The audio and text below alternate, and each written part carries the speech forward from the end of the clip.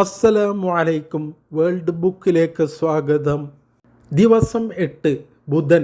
കൃത്യമായി പറഞ്ഞാൽ ഹിജ്റ 37 സഫർ 8 AD 657 ജൂലൈ 26. പ്രധാന യുദ്ധം ആരംഭിക്കുകയാണ്. ഖിലാഫത്ത് സൈന്യത്തിൻ്റെ വലതുപക്ഷത്തെ നയിക്കുന്നത് അബ്ദുല്ലാഹിബ്നു ബുദൈലാണ്. ഇടതുപക്ഷത്തെ അബ്ദുല്ലാഹിബ്നു അബ്ബാസ് റളിയല്ലാഹു അൻഹുമായും പണ്ഡിത വ്യൂഹത്തിന് നേതൃത്വം നൽകുന്നത് അമ്മാർ ബിൻ യാസിർ റളിയല്ലാഹു അൻഹുവും ഖൈസ് ബിൻ സഅദ് ബിൻ ഉബാദ റളിയല്ലാഹു അൻഹുവുമാണ്.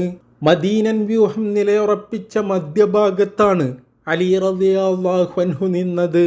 സുബഹ് നമസ്കാര ശേഷം ഇരു സൈന്യങ്ങളും മുന്നോട്ട് ഗമിച്ചു. സേനകൾ മുഖാമുഖം കണ്ടുമുട്ടി. മുസ്ലിങ്ങൾ തമ്മിൽ വെട്ടിമരിക്കാൻ പോകുന്നു. ദാരുണമായ ഒരു അവസ്ഥ.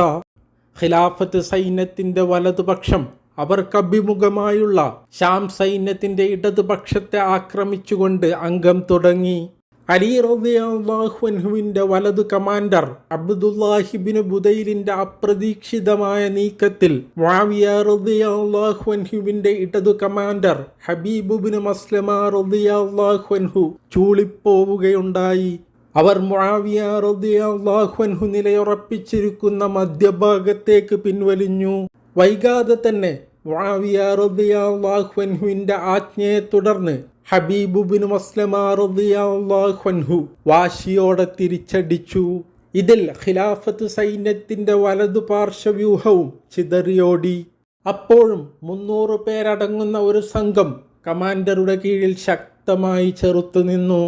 ചിതറിയോടിയവരെ തിരിച്ചു കൊണ്ടുവരാൻ ഖലീഫ അലി റളിയല്ലാഹു അൻഹു മാലിക്കുൽ അശ്തർ റളിയല്ലാഹു അൻഹുവിന് നിർദ്ദേശം കൊടുത്തു. അദ്ദേഹത്തിൻ്റെ പ്രയത്നഫലമായി തിരിച്ചെത്തിയ അവർ മധ്യഭാഗത്ത് സുരക്ഷിതമായി നിലകൊള്ളുന്ന അലി റളിയല്ലാഹു അൻഹുവിന് ചുറ്റും തടിച്ചുകൂടി. അതോടെ യുദ്ധം വീണ്ടും ശക്തി പ്രാപിച്ചു. അബ്ദുല്ലാഹിബ്നു ബുദൈൽ തൻ്റെ സംഘവുമായി രണ്ടും കൽപ്പിച്ച് മുആവിയ റളിയല്ലാഹു അൻഹുവിനെ ലക്ഷ്യമാക്കി കുതിച്ചു. ഒന്നിന് മുന്നിൽ ഒന്ന് എന്ന നിലയിൽ 5 സൈനിക യൂണിറ്റുകളുടെ സംരക്ഷണ വലയത്തിനുള്ളിലാണ് മുആവിയ റളിയല്ലാഹു അൻഹുവിൻ്റെ കൂടാരം. ഈ സാഹസത്തിൽ അബ്ദുല്ലാഹിബ്നു ബുദൈൽ കൊല്ലപ്പെടുകയുണ്ടായി. അതോടെ ദൗത്യം മാലിക്കുൽ അശ്തർ റളിയല്ലാഹു അൻഹു ഏറ്റെടുത്തു. അദ്ദേഹം നടത്തിയ ശക്തമായ ആക്രമണത്തിൽ ഷാമുകാരുടെ 4 സൈനിക നിരകൾ ഭേദിക്കപ്പെടുകയുണ്ടായി. എന്നാൽ അവരുടെ അവസാന നിര കൈമെയ് മറന്ന് പ്രതിരോധിച്ച് അപകടം ഒഴിവാക്കി. ഇരുഭാഗത്തു നിന്നും നായകന്മാർ അനുയായികളെ പ്രോത്സാഹിപ്പിച്ചുകൊണ്ടിരുന്നു. ഘോര പോരാട്ടം നടന്നുവെങ്കിലും ആർക്കും വിജയിക്കാൻ കഴിഞ്ഞില്ല. വൈകുന്നേരമായപ്പോൾ യുദ്ധം നിർത്തി. പരിക്കേറ്റവരെ ശുശ്രൂഷിക്കാനും മരണപ്പെട്ടവർക്ക് അന്ത്യോപചാരം അർപ്പിക്കാനും ശേഷിച്ച സമയം ഉപയോഗപ്പെടുത്തി. ഇരുപക്ഷത്തിനും കനത്ത നഷ്ടം സംഭവിച്ചിട്ടുണ്ട്. പല പ്രമുഖരും രക്തസാക്ഷിത്വം വരിച്ചിരിക്കുന്നു.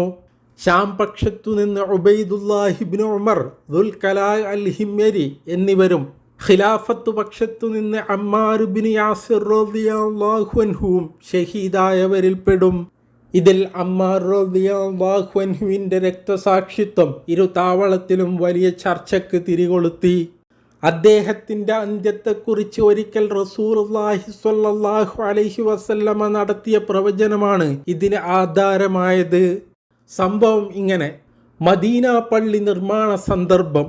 നബി സ്വല്ലല്ലാഹു അലൈഹി വസല്ലമയും സ്വഹാബാക്കളും അതിൻ്റെ പണികളിൽ വ്യാപൃതരാണ്. എല്ലാവരും മണ്ണും കട്ടയുമൊക്കെ ചുമന്നു കൊണ്ടുപോകുന്നുണ്ട്. ഇതിനിടയിൽ ഒരു സംഗതി റസൂലുള്ളാഹി സ്വല്ലല്ലാഹു അലൈഹി വസല്ലമയുടെ ശ്രദ്ധ പിടിച്ചുപറ്റി. എല്ലാവരും ഒരു കല്ല് വീതം ചുമക്കുമ്പോൾ 2 കല്ലുകൾ തോതിലാണ് അമ്മാർ റളിയല്ലാഹു അൻഹു വഹിക്കുന്നത്. അദ്ദേഹത്തിൻ്റേത് ഉറച്ച ശരീരമായിരുന്നു. തദവസരത്തിൽ വാത്സല്യത്തോടെ അദ്ദേഹത്തിൻ്റെ പുറത്ത് തട്ടിക്കൊണ്ട് അള്ളാഹുവിൻ്റെ ഇഷ്ടദാസനോർ സ്വല്ലല്ലാഹു അലൈഹി വസല്ലമ ചോദിച്ചു, എല്ലാവരും ഒരു കട്ടയാണല്ലോ ചുമക്കുന്നത്, താങ്കൾ എന്തിനാണ് 2 കട്ട വഹിക്കുന്നത്? അപ്പോൾ തമാശയായ അമ്മാർ റളിയല്ലാഹു അൻഹു പറഞ്ഞു, റസൂലേ, എനിക്കവർ 2 കട്ടയാണ് എടുത്തു തരുന്നത്, അവരെന്നെ കൊല്ലുമെന്നാണ് തോന്നുന്നത്. ഉടൻ നബി സല്ലല്ലാഹു അലൈഹി വസല്ലമ തിരുത്തി, അവരല്ല താങ്കളെ കൊലപ്പെടുത്തുക, അതിക്രമകാരികളായ ഒരു വിഭാഗമാണ് നിങ്ങളെ വധിക്കുക. ഈ നബിവചനത്തിന്റെ പിൻബലത്തിൽ അലി റളിയല്ലാഹു അൻഹുവിന്റെ പക്ഷമാണ് സത്യത്തിന്റെ വാക്താക്കളെന്ന് ചിലർ വാദിച്ചു.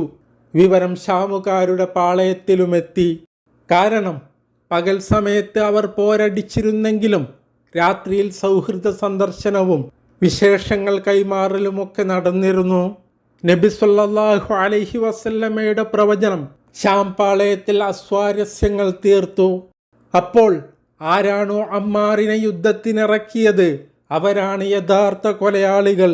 ഇതാണ് നബിവചനത്തിന്റെ പൊരുൾ എന്ന് മുആവിയ റളിയല്ലാഹു അൻഹുവും വ്യാഖ്യാനിച്ചു. ഇവിടെ അതിക്രമകാരികൾ എന്ന് നമ്മൾ അർത്ഥം വെച്ചത് ബാഗി എന്ന റസൂലുള്ളാഹി സ്വല്ലല്ലാഹു അലൈഹി വസല്ലമയുടെ പരാമർശത്തെയാണ്. ബാഗിയ എന്നാൽ ഉസ്മാൻ റളിയല്ലാഹു അൻഹുവിന്റെ രക്തത്തിന് പകരം ചോദിക്കുന്നവർ ആണെന്നും വിശദീകരണമുണ്ടായി. പിറ്റേന്ന് സഫർ 9 വ്യാഴാഴ്ചയും യുദ്ധം തുടർന്നു. രണ്ടും കൽപ്പിച്ചായിരുന്നു അന്ന് അലി റളിയല്ലാഹു അൻഹുവിന്റെ വരവ്. അദ്ദേഹം മുആവിയ റളിയല്ലാഹു അൻഹുവിനെ ദ്വന്ദ്വയുദ്ധത്തിനായി വെല്ലുവിളിച്ചു. പക്ഷേ മുആവിയ റളിയല്ലാഹു അൻഹു അത് സ്വീകരിച്ചില്ല. എങ്കിൽ അംർ ഇബ്നുൽ ആസ് റളിയല്ലാഹു അൻഹു വരട്ടെ എന്നായി ആവശ്യം. അദ്ദേഹവും അതിന് വിസമ്മതിച്ചതോടെ അലി റളിയല്ലാഹു അൻഹു അടുത്ത ഘട്ടത്തിലേക്ക് കടന്നു. പുത്രൻ മുഹമ്മദ് ഇബ്നുൽ ഹനഫിയ റഹിമഹുല്ലാഹുവിനെ വലിയൊരു സംഘവുമായി കളത്തിലിറക്കിയ അദ്ദേഹം അതിനു പിന്നിൽ അത്ര തന്നെയുള്ള സംഘത്തെ സ്വയം നയിക്കുകയും ചെയ്തു. തുടർന്ന് നടന്ന ജീവൻ മരണ പോരാട്ടത്തിൽ നിരവധി പേർ കൊല്ലപ്പെടുകയുണ്ടായി. വൈകുന്നേരവും സന്ധ്യയും കഴിഞ്ഞിട്ടും യുദ്ധം നിലക്കുന്ന ലക്ഷണമൊന്നുമില്ല.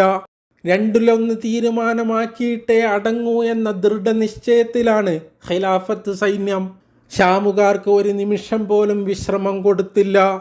അന്നത്തെ മഗ്രിബും ഐശാവും ഭയന്നോടുന്നവർ നിസ്കരിക്കുന്ന ആംഗ്യ നിസ്കാരമാണ് രണ്ടു കൂട്ടരും നിർവഹിച്ചത്. ആ രാത്രി മുഴുവൻ യുദ്ധം നീണ്ടുനിന്നു. സിഫീനിലെ ഏറ്റവും ഭയാനകമായ നിശ. എത്രത്തോളം എന്നാൽ രണ്ടുപേർ പരസ്പരം വെട്ടി വ്രണിതരായി ക്ഷീണിക്കുമ്പോൾ ഇരിക്കും, വീണ്ടും ഉള്ള ഊർജം സംഭരിച്ച് എഴുന്നേറ്റ് പടവെട്ടും. അപ്പോൾ എല്ലാവരും ദുആയിൽ ഉൾപ്പെടുത്തണമെന്ന അഭ്യർത്ഥനയോടെ അസ്സലാമു അലൈക്കും.